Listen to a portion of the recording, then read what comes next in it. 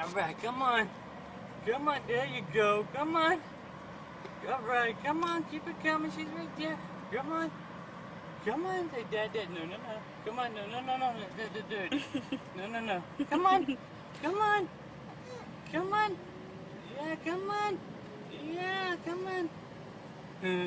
Look at Daddy. Come on. Come on. All right, you're almost there. Almost.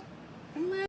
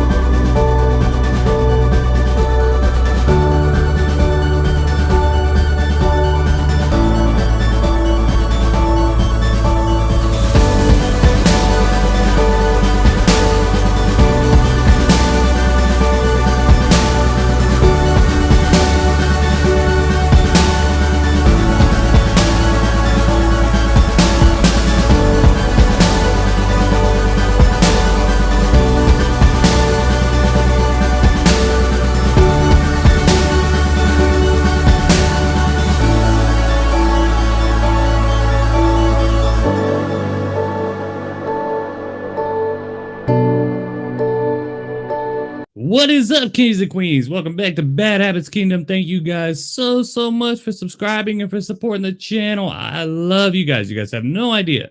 I've missed you guys so much. It's been so awesome. But we've been videoing. We've been vlogging like crazy. We've been making a bunch of videos. It's going to be awesome. I can't wait to get them edited and uploaded for you guys. You guys are going to be laughing your asses off. They're hilarious. It really is. It's awesome. It really is. It's something else for sure. You guys are gonna be laughing like crazy. But anyways, guys, you know, tonight's video is gonna be something a little bit different. Okay, this is a video that's been asked to do for a little while now of me. I've always tried to avoid doing this video, to be honest, because this is a topic that I do not like talking about. Every time this conversation gets brought up in real life, I don't like talking about it. It's just one of those things that happen in your life that you don't like talking about. Now, I am going to go into detail about some things, and I know a lot of you guys are going to be discussing with me, but you know what? It's going to be the truth, okay? People make mistakes in life, and we have to learn to live with those mistakes no matter how painful they are. You know, I'll just say it like that, okay? So it all started back in 2008. We're going to start back from way back in the day, okay? I don't know how to start this, honestly. Okay, so in 2008, I was working at a car dealership, okay, and I met this person. We'll call her Susie, okay, and Susie and I ended up getting together. I feel like this is once upon a time, like something you would read in a book or something, okay. We ended up moving together pretty fast, and then within a few weeks of us moving in together, I had dental work done. Now, remind you beforehand, I didn't do any drugs at all. I didn't smoke weed at the time. Now, in my mid to earlier teens, I did, or early to mid teens, I did. But when I turned 18, I stopped everything. I was like, I am done. You don't go to juvenile now where mama can call mama and that she can come pick you up. You go to jail. Okay. You know, and at the time, I think I was like 150 pounds, 145 pounds. So, you know, it's a lot different now than being 200. But I had horrible teeth. You know, my teeth were really messed up. And I went to the dentist to get, you know, some back teeth pulled and stuff. And the doctor prescribed me painkillers. Lortab 10 milligrams is what the doctor gave me. And I'll tell you what, just like we talked about before in my videos where I talked about addiction and recovery, it literally hit me hard. I mean, not only did I not feel pain, I felt like amazing, like a totally different person. Like I'm like, man, this stuff is like awesome. This stuff is awesome. Helps me sleep. It makes me feel incredible. I mean, it literally was probably the best thing I ever had in my life. That's how it felt like to me at the time. I did not realize that that same pill will end up destroying me for a long time and taking away my baby. My addiction hit pretty quick. I literally went from a couple pills a day to 10 pills a day to 20 pills a day to 50 pills a day. Literally at the height of my addiction, I was taking 50 pills a day of Lortab 10 milligrams. And back then they were $2 a piece. I couldn't even tell you what they are now, but I'm sure they're a lot more money. I would say, because at the time when I sobered up, they were $4 or $5 each. And that was 6 years ago. So my addiction became very severe. Now, I had a family member that was, you know, had an addiction. And I used to always say growing up, like, it does such bad things. Why do you continue to do it? And people would tell me, you know, it's an addiction. It's not as easy as you say, or not as easy as you believe or think. And they were right. You know, they were 100% correct. About a year of us moving in together, her sister had a fight with her boyfriend that she was living with and wanted to move in with us. They're like, yeah, no problem. You know, she just didn't want to be on the lease. No problem. You know, we moved into a 2-bedroom apartment. Her sister moves in with us, and it was pretty cool. You know, we would have game night, Halloween parties. It was awesome. It was a good time. And her sister, most of the time, after a while, started dating the guy again, and she was always going back and forth to his place and our place. So we never really get to see her a whole lot. But that's when I just became horrible. A horrible human being. And it took me a while to realize it, because when you have an addiction, you become very good at being sneaky, very good at lying, very good at, you know, manipulating people. You know, you just become good at that somehow. You know, your mind is just focused on getting what you need and what you want, and you would do whatever it takes pretty much. And that's what happened to me. Literally, that's what happened. Now, 2 months before our lease is up, you know, I sell my truck to get painkillers. I'm spending all of our rent money on painkillers. I'm, you know, pawning things, selling video games. I mean, you name it. I was doing everything I could to get painkillers. And we had to move back in with family members. We find out that Susie was pregnant. Susie was pregnant. Most people get excited about things like that, which I was. I was very, very excited. But I was also worried. I was scared. I was like, what am I going to do? How am I going to get off these painkillers? How am I going to do it? Because if I go a few hours without them, I'm becoming just an evil person. I'm getting sick. I'm becoming aggressive. I'm trying to do everything I can to get them.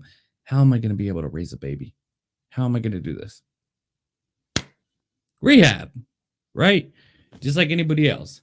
I go to rehab. They keep me in there for 8 days my first time, because my insurance or whatever only kept me for 8 days. And I detox. And when I got out, I did feel good. I was like, wow, I am off those things that I've been hooked on for the past 2-3 years. That I couldn't go 1 day without. I've gone 10 days without now. I feel amazing. That lasted about a week. It lasted 1 week. And then I relapsed. I go to rehab again and again and again and again. Just was not working for me. A total of 4 different times I went to rehab. It just didn't work for me. When our son Mason was born, my mother was there, her father was there, her mother was there, but I had to steal out of my mom's purse her pain medication. My mom had bad legs and stuff, and that her doctor would give her pain medicine. And I stole her pain medicine just so I could be there for the birth of our son. After Mason was born, Susie had a C-section. They gave her Percocet, 7 milligrams, 7.5 milligrams or something like that. And so I wouldn't leave the room.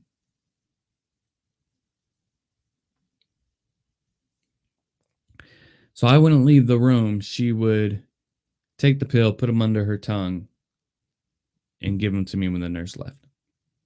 I would have her do that so I wouldn't leave. I made her do that. I couldn't be a good person and be there for her and the baby. I had to have her give me her painkillers when she just had serious surgery. And honestly, when I saw Mason, he was amazing. He really was. I mean, he was a gorgeous baby. Not only did he look like me, of course, but he was just incredible. He really was. He was so awesome. I loved him so much. So much. Yeah. He was so beautiful.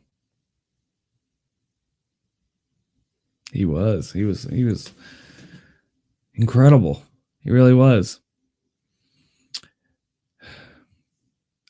I noticed not too much longer later that there was going to be some serious issues between me, Susie, and her family. They wanted me to get a job so bad, which I don't blame them. I should have had a job. But with my addiction and not being able to sober up mentally, I would just get these BS jobs, pretty much. I would get a job at an apartment complex and, you know, you get to move on site, which is a good job, don't get me wrong, but I had to have my pill so bad. So basically, I was literally calling Susie every single day for money, every single day, nonstop, over and over and over. $40, I need $40, I need $40, every single day. Now, in my head at the time, I'm thinking, look, you know, we're in a relationship. I'm not, you know, hitting you. I'm not hitting Mason and stuff. I'm just asking for help. I'm just asking for money. That's what I literally believed to myself. That's what I would tell myself every single day to make myself feel better. Like, I'm not doing nothing wrong. I'm just asking her for some money and not having a lot. That's what I told myself. I was such a piece of shit.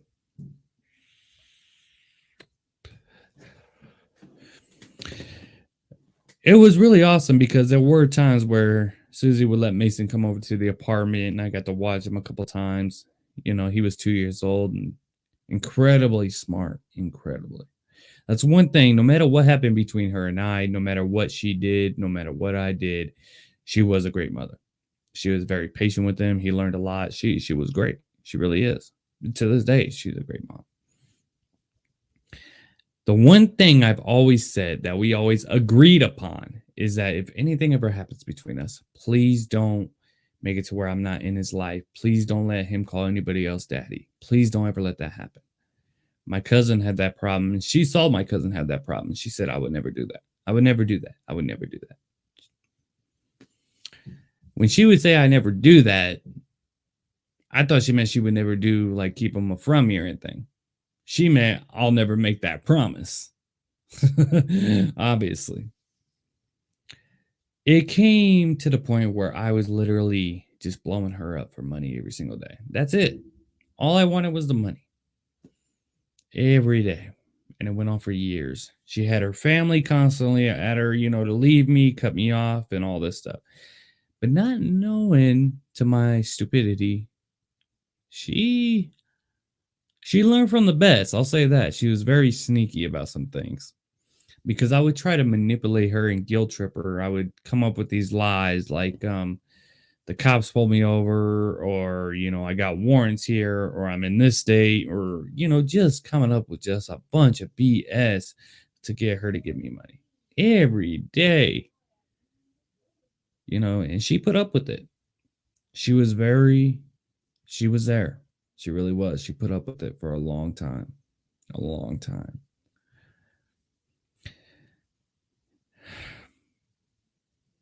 I really wish to this day that I would have just sobered up earlier. My addiction was so bad.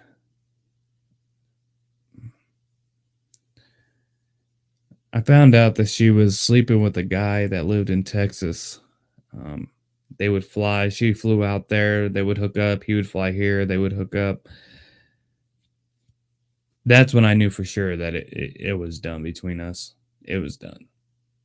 I didn't realize, because when I first met Susie, I thought she was probably the most loyalist person in the world. The reason why is because I was trying to get her to date a friend of mine at the time, and she said no because she has a boyfriend that lives in California. And I was like, wow, if she's not willing to date because she has a boyfriend that lives in another state, she's got to be the most loyalist person I ever met, at least for a woman. I mean, that's incredible, right? That's a great thing. So I thought when her and I got together, it was going to be awesome. While we were living together, through my addiction, I was, being a piece of shit, of course. We were laying together on the floor. Her sister was on the couch behind us, and she sent a text saying, no, I'm not going to let him know that you're coming. Of course, I'm like, hold on now. What's this? Right. So I get upset. I go outside. She follows me out because she knows I'm upset, and pretty much tells me she has been talking to this guy that lives in Texas. She's been talking to him for like years, even before she met me, but it's only been online. They never met in person and stuff like that. Apparently, he was going to spend money for plane tickets, hotel rooms, all this stuff, just to say hi to her and meet her person to person. Bullshit. Okay? Be straight up with me. You were going to cheat. Okay? You were going to cheat. That's what I was thinking in my head. Just tell me the truth. You know about my addiction. I tell you the truth when it comes to my addiction. I lie to you about a million different things, but I want you to tell me the truth every time. That's what my mindset was. You don't lie to me, I lie to you.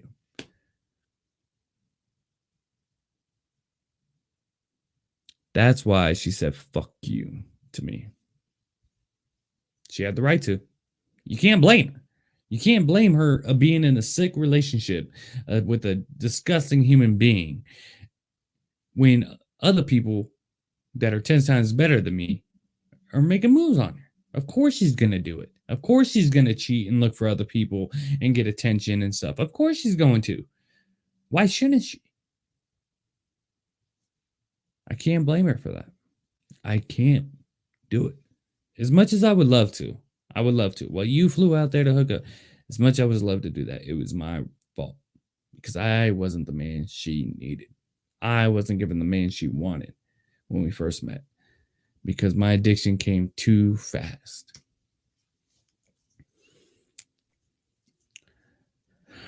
She would bring Mason over, let me see him. Her family's constantly giving her a hard time. Cut him off, leave him. Don't talk to him. Get sole custody of Mason. Don't get, just terminate his rights. Everything. Get child support money from him. They hated me, pure hatred. Rest in peace to both of them. I recently found out that they both passed away, unfortunately. I knew her father passed away a while ago, but I just found out her mother passed away too. I just found out a few weeks ago, and that's a shame. No matter how they felt against me, they were still Mason's grandparents, and no one deserves that, no matter what they felt towards me. But they did hate me and my family badly. I don't know why they hated my family, though. I really don't, because, we would all go to church together every now and then, and Susie's mom would sit with my family. Before we even got there, they would be sitting together and go to breakfast together and everything. But at Mason's baptism, my brother-in-law was his godfather. Her sister was his godmother. We were walking out and my mother was holding Mason. Mason was crying. He was only a baby, just had water put on him, the holy water and stuff, and he was crying. And Susie's mom came up and said he doesn't like these people and took him out, took Mason from her arms. But Susie got upset about that. No matter what she felt against me or my family or anything, she was really upset that her mom did that. And so was her dad. Her dad was not happy with it either.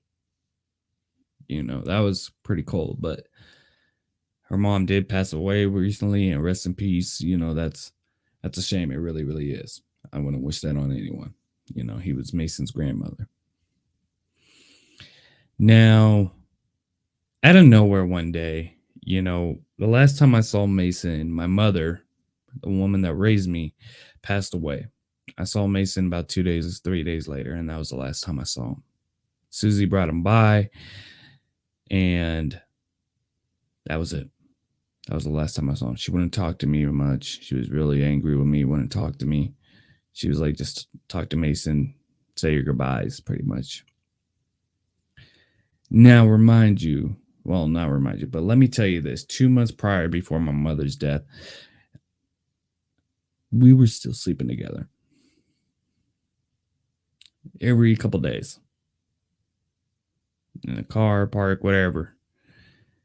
The entire time she was doing that with me, she had a plan of getting sole custody of Mason.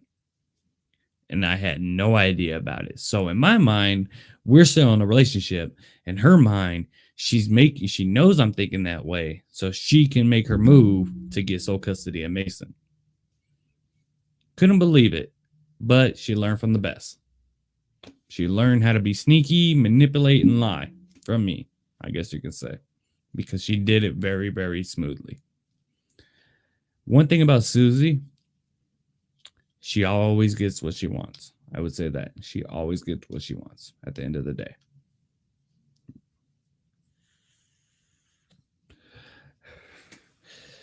Last time I saw Mason, like I said, it was a few days after my mother died. That was the last time I saw him. And I had no idea. Every time I tried calling, she wouldn't answer the phone. She wasn't answering the phone. I got the notice in the mail, that, she's filed for sole custody. And, I'm trying to contact her. She ain't answering the phone. Nothing, and that was it. I had warrants like crazy at the time. I think I had like 3 or 4 warrants. So I couldn't go to court. So she, of course, won the case. But I knew I was going to lose anyway. 1, I didn't have a lawyer. 2, I had warrants. I couldn't go. I was going to lose anyway because I'm going to go there and just get arrested when I walk in the door. But right after that is when I detox. And I didn't go to rehab to detox. I detoxed at home. And I tell you, that was the worst thing I ever went through in my life. But I knew then I had to get right. I had to get back to the top to have a chance. To have a chance to be in Mason's life. To have a chance for a relationship there. To prove that I can be different and I can be a good person. I knew I had to get it all back. It's just going to take time. I detoxed right away. The first few months, I just focused on my sobriety.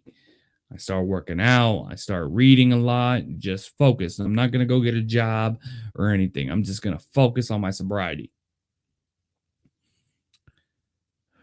And I got a job as a custodian for the company I currently work for. It was just a job at the first, it was just something 9 to 5, something to have to pay bills. And only paid like $10 an hour at the time. And like I said, it was just a job to have. It was nothing special. 6 months after being a custodian, I get promoted to the donor floor. Because as you guys know, I work in the plasma business. I get promoted to the donor floor. I get a $2 raise. 2 months after that, I get promoted to phlebotomist. Get another $2 raise. Then I get promoted to the front area as a reception tech, basically doing the screenings. Then I become a senior, become a machine tech where I'm fixing machines, become part of the quality team, join the safety committee, become a group lead. Now, a group lead at a restaurant or anywhere, yes, that is, I'm not bad mouthing it. It's a good accomplishment. Don't get me wrong. But the company I work for, if you get a group lead position that only comes up once every couple of years, they're basically saying you're amazing. It's hard to get. It's like a management position. And I got it. In 2019, I got Employee of the Year. I'm sober. I'm working my ass off. I'm becoming the best employee literally with the company. Literally. I become part of management from custodian to management in 4 years' time. 4 years' time. The only person to ever do it. Center supervisor to this day. From custodian to management. The only person in the company's history to do that. Yes, I am that badass. I guess you could say. I mean, it's true. It's the God's truth. You know, when people hear about it, you know, especially our new hires, I tell them about the opportunity and where I started and stuff. They can't believe it. They're like, wow, that's truly amazing. Worked my ass off for it. Don't get me wrong. But that's how it worked out. Then she's filing to get my rights terminated. Because the whole time when I'm trying to get my life straightened out, I'm trying to, you know, save money. I'm trying to get a nice place. I meet Kara at work. We move in together into a cheap monthly, weekly place. We don't eat. Neither of us have a car. We're trying to get our lives, you know, on a right track. The worst timing, she files to get my rights terminated. She found out that she's engaged and her fiance wants to adopt Mason and everything like that. What gets me to this day, now this is what I'm going to get into. She made it seem like I'm this crazy, evil person because when I saw her at court the first time, she was looking at me with like pure hatred. Yes, was I an asshole boyfriend? Of course I was. But I didn't like physically abuse you or Mason. I didn't do that. Did I ask for money all the time? Yes, I did. Is that wrong of me? Hell yes, it was. Was it too much? Yes, it was. It was so wrong of me. But she looked at me with just pure hate. And I couldn't figure it out. Like, look, I know how bad it was. I know how bad I was. But I'm not that person anymore. I know it's hard to believe because you heard me say 100 times that I'm getting off the pills. But I'm actually off them. You know that I wouldn't be able to hold a job down if I was on those painkillers. There you go. I'm holding a job down for years. Not only that, I'm the best at it. Your fiance is trying to get a job as a phlebotomist. He's going to phlebotomy school. Technically, I could get him on for that. I could hire him for that. I hire phlebotomists. I mean, for real. You know, just pure hatred. And I just was like, look, you know, I was just hoping more at the fact that her and I did have a history. A lot of it was negative. But at the same time, I was Mason's father. Let's have a relationship. Me, you, and your fiance. Let's communicate. Let's go get something to eat. Talk this out. You know, I know he wants to be Mason's father. That's fine, you know, but he could still call him by his first name, which is name I'm not going to say. I don't want to, like I said, get anybody upset or anything. I know they're never going to see this video, but just in case they ever do, you never know, right? But I did want to have a relationship with him. He actually seemed like a cool dude, you know, from things and stuff that I seen. He seemed like an awesome guy. You know, so I was like, man, you know, we can work it out. At the time, I did not have, we were, like I said, Kara and I were living in a weekly apartment. I didn't have a vehicle at the time. She didn't have a vehicle at the time, you know, and we go to court. She has this lawyer, come to find out the judge. Now, we were supposed to have a different judge at first. The first judge that we were originally supposed to have actually goes for the fathers a lot when I did my research. The judge that we end up having is more for the mothers, but not only that, he has never voted for the person that did not have an attorney. They never won, not one time. So I knew me going in there that day, I knew I was going to lose. The only thing I had that should have been good enough, honestly, is that I had the phone records where it showed that I do try calling her. I literally try calling her all the time. She was avoiding my calls because she said, and I even asked her that in court. I'll get to that in a second. It shows that she was keeping Mason from me. It wasn't where I wasn't trying to be in his life. She was keeping him away from me. She wasn't giving me an opportunity to show that I was off pills. She wasn't giving me an opportunity. You want me to go do a drug test? No problem. Let's go do it. You want supervised visits? No problem. Let's do it. She wasn't giving me that opportunity. She was just keeping Mason from me. She wouldn't answer the phones. She said if I ever showed up, she would call the cops for trespassing. It was a lose-lose situation pretty much. And then in court, they were saying that it was for neglect, that I wasn't trying to be in his life. So I did ask her that question. So out of all these phone calls, why didn't you answer it? She just said I was at work. Okay, why not on a Saturday? Why not when you got off? Or not shoot me a text like, hey, I'm at work right now. You can talk to him later. Nothing. She would avoid the situation. I was paying child support. I have insurance for Mason. I still have insurance for him this day. You never know. I mean, it's not his fault if something happens. And just because how she feels against me personally, and they might need it for something. I have great insurance for him to this day. Child support, insurance, sobriety, had a good job, part of management, making decent money at the time. I'm part of management now. At the time, I wasn't. I was making somewhat decent money. Her lawyer was like, well, you should have been paying this much. Okay, pay it. I'll pay it. Whatever you want to do. I don't care about the money. If I have to sign every one of my checks over to her and her family, by all means, let's do it. As long as I'm part of his life. That's all I want, is to be part of my son's life. I don't have the money to go file to do this. I don't have it. I'm check to check. My rent is horrible. I mean, now it's different because I'm part of management. I'm making more money now than I ever did ever. But I mean, at the time I wasn't. I think I was making like $12-13 an hour. I mean, now I'm making $10 more than that. It's totally different, but it's bullshit how our justice system is here in Vegas. And I don't have a problem saying that. There's people that went to prison. When they come out, they get their kids. There's people that have done horrible crimes that have been able to get their kids back. But I lost my kids not because I didn't file to see him. That's what they terminated my rights for. They went for neglect because I did not file for visitation. Not only was I paying child support, not only did I have insurance for him, not only was I sober, not only was I having a good job, not only all those, they terminated me because I did not have an attorney and because Judge Matthews, I will say his name, does not go for the person who does not have an attorney. He's never done it. I did the research on it. He's not once done it. The justice system for child family court in Las Vegas, Nevada is horrible. And I would have no problem saying that to anybody. I really don't. It's pathetic. I took a drug test. Susie had to pay for it because I never been arrested or had any priors for that past it. I had marijuana in my system. Marijuana is legal in Vegas. I smoked at the time. I smoked marijuana to go to sleep. That was it. Nothing.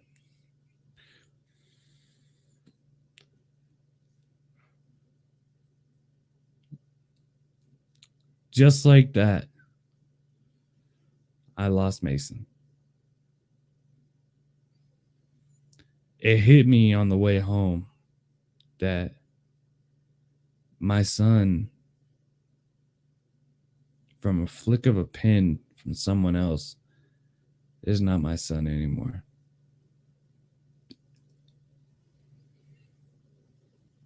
All I wanted to do was work it out. All I wanted to do was show her and her fiance that I'm not what you think I am. And I don't know what I can do to prove it without you allowing me to prove it.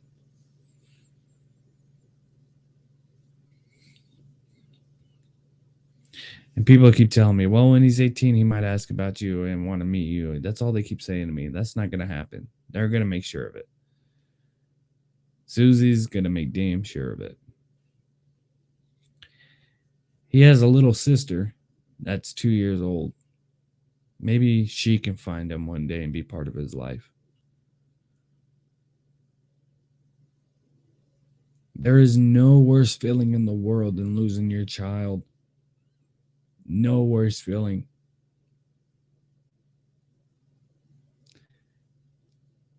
I want to blame her so bad, but I know it's my fault. I know it is. What I hate is that she took a personal issue between her and I to Mason. There's so many women that I meet who are beaten by their man and the worst relationship ever. And they say, I would never do that. That's his child at the end of the day. They want their baby daddies involved in their children's life. And me that wanted to be involved, I'm the only one that lost my rights.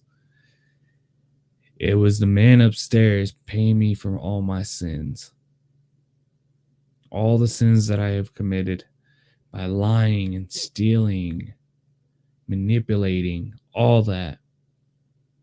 That's how I lost Mason. And it was the worst day of my life. It was the worst feeling ever. It really was. I went to work and just cried. It was just so sad, knowing I will never see my son again. I won't be able to be there to teach him how to shave. I won't be able to be there when he gets into his first fight for his girlfriend. But I am happy that the man she's with now, her husband, will be. And he is a damn good man. He really is. I gotta give it to him. He put the shoe on that I didn't put on. He took responsibility of Mason pretty much from day one of meeting him. He loves him like it's his own son. You know, that's his son. And I wish I had a relationship with him. I really do. I really wish I would have had a relationship with Susie's husband. You know, I know they recently had their own baby, which is amazing. Congrats to them. But that's the thing, too, is people that she thinks are her friends. Oh, I guess you could say they're her friends, but they communicate with me. I'm not like following her around. Like she made it seem like I was stalking. She wouldn't give me copies of Mason's social security number, birth certificate, ID, nothing. She wouldn't tell me where he went to school. She wouldn't tell me where they were living. I mean, it's like, when have I ever like tried to kidnap you? When have I ever tried to kidnap Mason? You couldn't give me any of that. I mean, come on, what am I gonna do? Show up to school and kidnap him? I mean, she made it seem like I was like this crazy nut job that was like homicidal and crazy kidnap. I'm like, man, like, I know I was asking for money and I would get upset when I couldn't get it or something, but I never once harmed you or Mason. And I never once said I was ever going to. Not one time.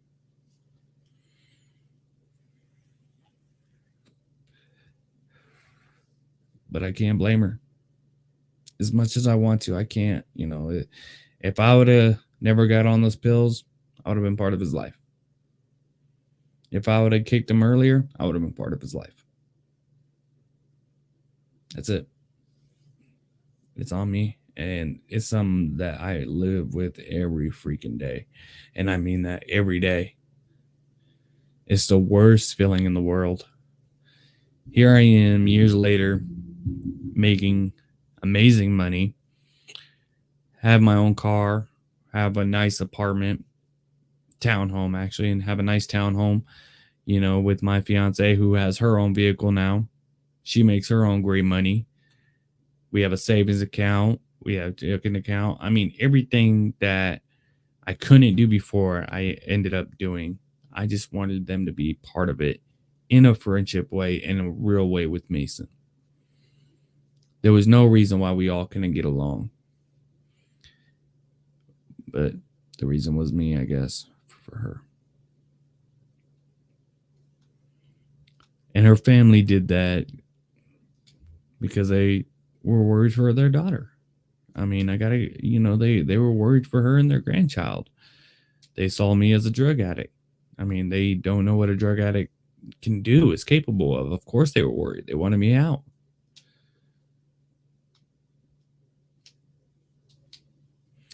If you have an addiction, clean that shit up before it gets too late, because you will lose your baby.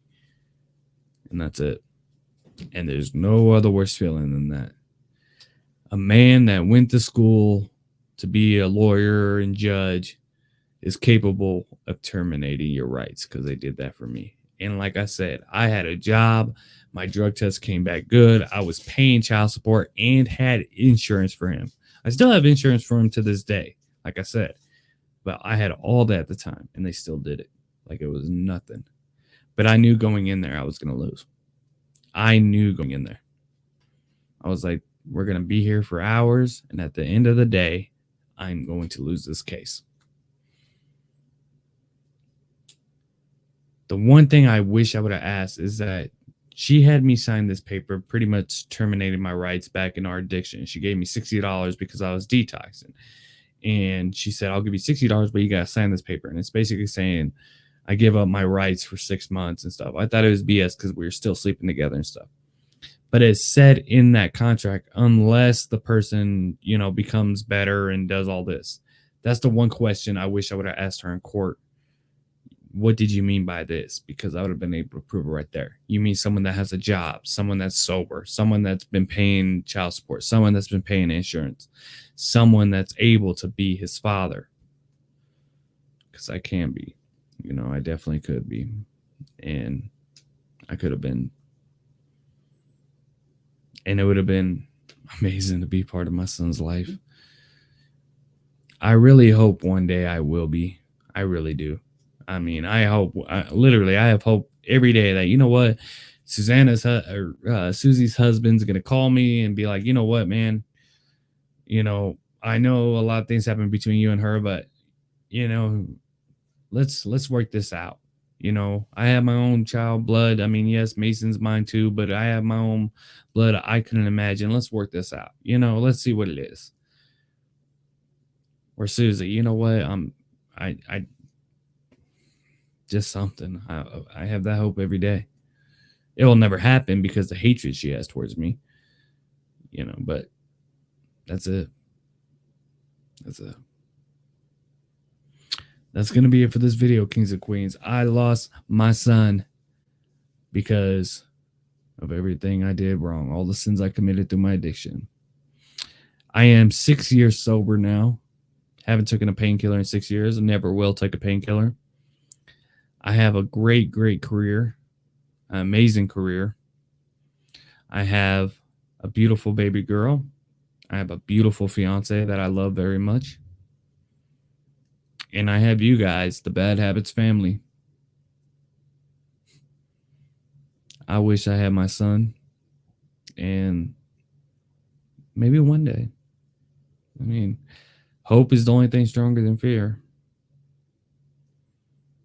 She was really smooth on keeping all those text messages that I sent her for years. She kept every single negative text message I sent her, and she brought them to court. I mean, she was planning that for years. Years she was planning it. And like I said, at the end of the day, she gets what she wants. Her fiance is perfect for her. He was exactly what she needed after me. He really is.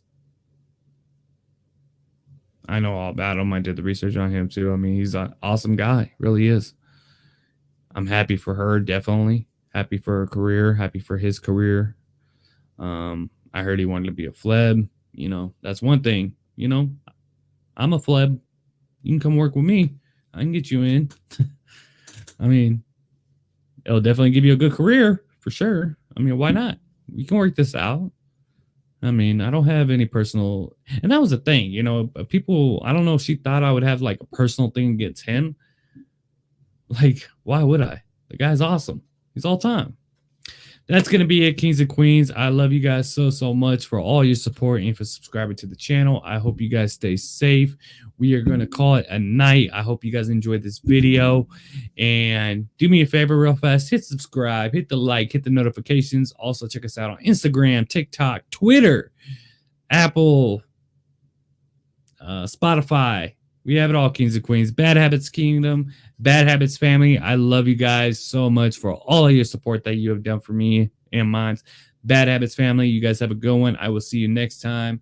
That's it. By the way, we had one person that did a nice donation for us last week. So hit the donation alarm real quick. We got to get the donation alarm. I forgot to do that. Hit it.